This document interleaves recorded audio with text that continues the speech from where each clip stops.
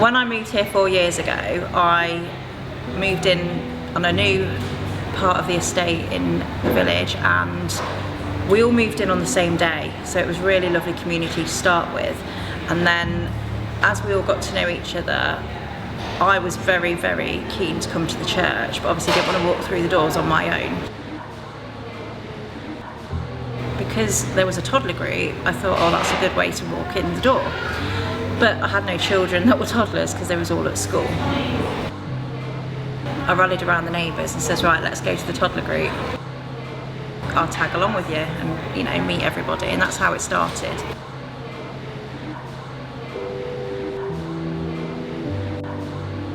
All my life I've been told, oh, you don't want to go to church, why are you doing that, and laughed at and things like that. And I've always, everywhere I've moved to, everywhere I've lived, I've always gone to the church, I've always put my foot through the door and tried it, but I've never felt connected until I walked into this church. This was different.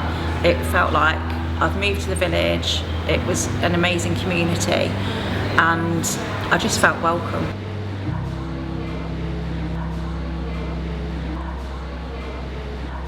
Obviously you've got atheists and non-believers, and it's just the society and the upbringing that you have. I think you're either born into, you know, a religious family or you're not, and I obviously wasn't, which is fine.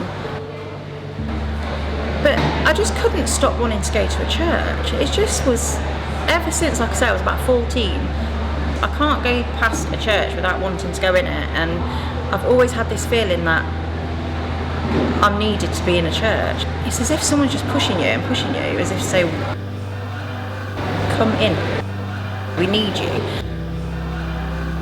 When you're young, you just get laughed at and think, oh no, I'm not going to go in there, because you just want to fit in with the crowd and stuff like that.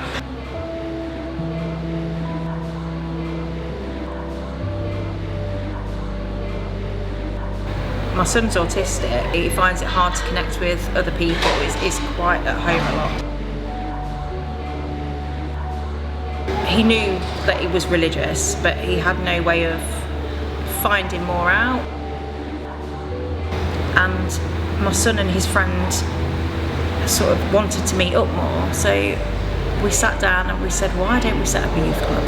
There is nothing in the village, there's nowhere for these youths to go. And within a few minutes of me saying, let's do it, they said, yeah, let's do it. So it was within a few weeks it was set up, which was amazing.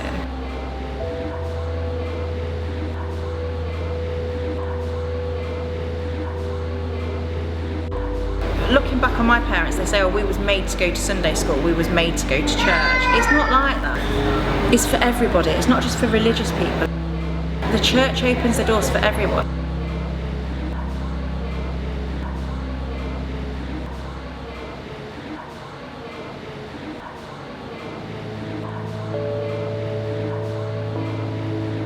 The youth are our future.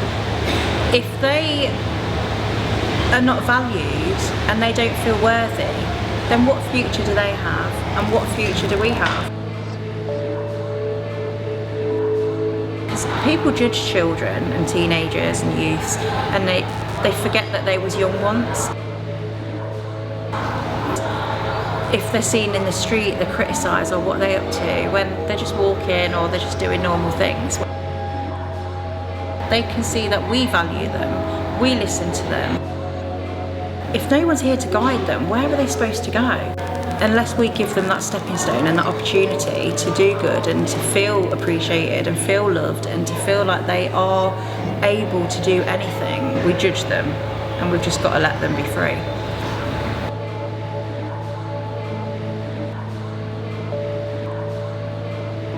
Some children have homes where they're not as lucky as others. Some are in poverty, some are rich. If we don't guide them, then who's going to guide them? I felt really emotional then. I felt like I wanted to cry, but I just feel like I feel protective of them, and it's so strange because they're not mine.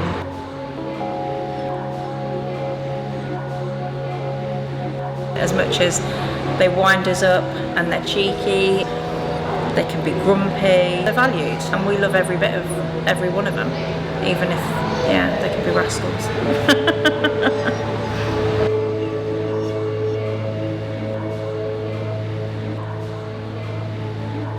Some days I come and I think, oh, I'm tired, it's been a long day, I've got to set up youth club, and then when I go home I'm like, oh, that was amazing. You just know that you just think on the way up here thinking, oh, I've got to do it again. And then you get here and you just look at them and you just think, this is so worth it. It is, yeah, it's just, I love it. I love every minute of it.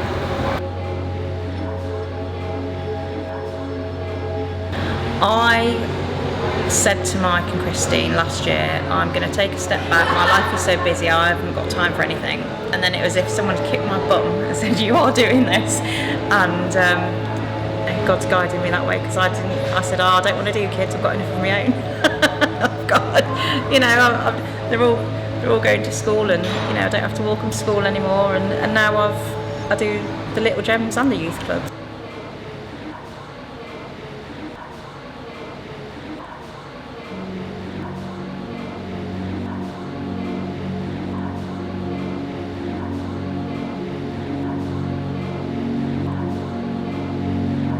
My faith has pushed me so much, because I feel like I haven't had a choice. It's just like, you are doing this. Something inside me is so strong, as if to say, you are needed, you need to do this, the children need you.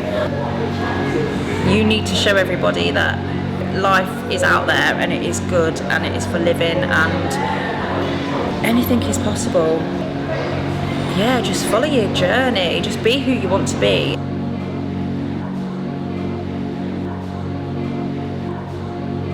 I've learned through my faith that I don't care what people think anymore, and this is what the youths need to understand. It doesn't matter what anybody thinks of you. You are you, and it's took me 44 years to realise this, that I am loved, I am who I am, and not everybody's going to like you. You find your people and they will love you for who you are, and no matter what journey you're on, you will get to where you want to be. Life is up and down, it's a roller coaster, and I have lived that roller coaster, believe me. I've made mistakes in my life, no one's perfect. Life's hard, it's not like Instagram, it's not like TikTok or whatever they watch. We are human, we're not perfect.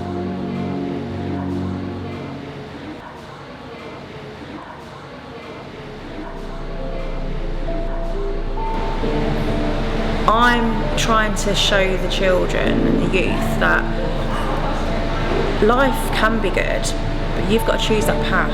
You've got to choose to be kind and caring, and you know, no matter what mistakes you make, you can be forgiven and it can be corrected, and we're going to make mistakes, and God will always forgive you as long as you know that you've made the mistakes. There's forgiveness out there, and I think if you don't have forgiveness, you can't move on in life. And I think the biggest thing for the children is they're scared. They don't understand that if they make a mistake, they think it's the end of the world, and it's not.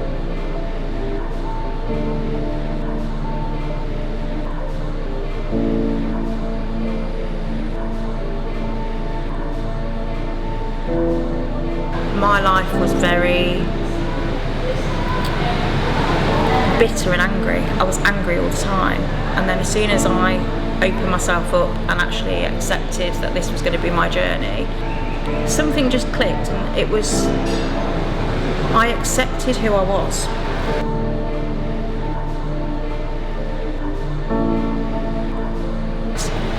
I chose forgiveness for my past, and I think choosing forgiveness gave me a new life, because if you hold on to negativity, it really holds you back. When I walked into this church, something made me want to forgive, and I thought, I've got to let the past go, I've got to have forgiveness, and then that's when my journey started.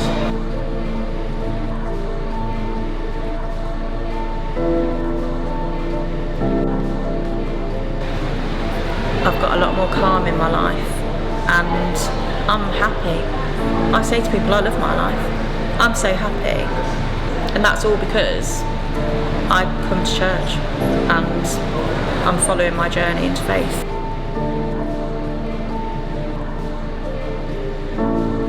get one life and you've got to grab it with both hands and live it and stop living through other people. And I think, you know, that's a big life experience that you have to go through ups and downs to realise, to get to that point. And my faith now has kept me sane and it's kept me going.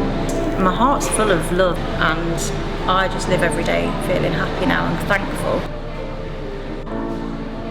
Life is great because God's in my life.